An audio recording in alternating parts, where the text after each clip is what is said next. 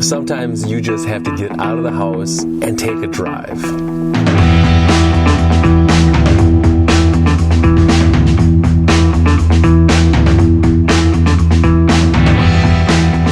That's where I am today. Just had to get out, go for a little drive, just to break up some of that, I wouldn't call it monotony, because my day's pretty filled, but I just had to get out. And I got to stop and enjoy one of my favorite coffees. So here's what I'm thinking about. Is when we at Fitness Line Down talk about all the DVRT magic that we perform, that we have our clients participate in. A lot of that being the restoration. Now, what do I mean by restoration? Well, I'm talking about core restoration, right? Restoring that core function. Because it's not just about doing ab crunches, because you guys know, that friends do not let friends do ab crunches. But there's got to be a better way to build the core. And we've got it for you, right? Our dead bugs and our hip bridges, bird dogs, side planks. I mean, you name it. All these things, when properly done, using the Ultimate Sandbag, can really give you a lot of bang for your buck and make your body feel good just like that.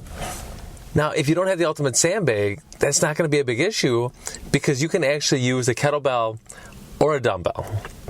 Now, what I want you to be mindful of is that actually, when we use a kettlebell or dumbbell, this is a progression to using the Ultimate Sandbag, meaning it's going to be more challenging. Not challenging for the sake of being heavier, but it's about creating that tension. See, when I grab onto the Ultimate Sandbag, I grab onto the outside handles when I'm doing my dead bugs, when I'm doing my hip bridges. And right there, when I pull the Ultimate Sandbag, that right there is the feedback. I don't have to really think about creating too much tension. I just grab as tight as I can, I pull the bag apart, and that's an automatic response. My body becomes engaged.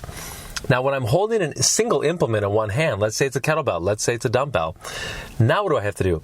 I have to be really even more purposeful about that grip. I need to grab on as tight as I can to that handle.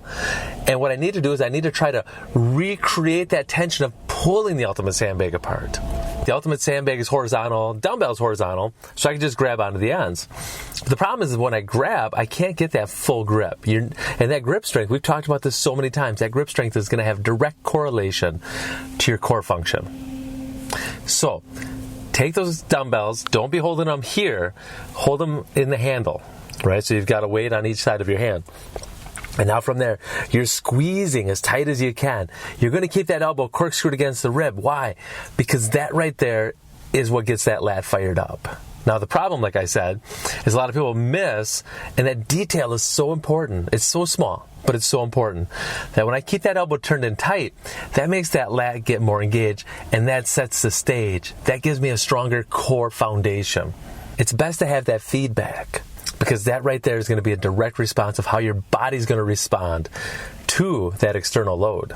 Be careful when you're at home. Don't just be doing things to do things. All right, I got to break out my day. I'm going to get my 30, 45, 60 minutes of fitness. I don't care how I do it. I'm just going to do it. I'm going to pop in my VHS tape. If you got VHS tapes, wow. And I'm just going to move. I'm going to move, and it's going to be mindless movement because I just have to get a break. Don't fall in that trap.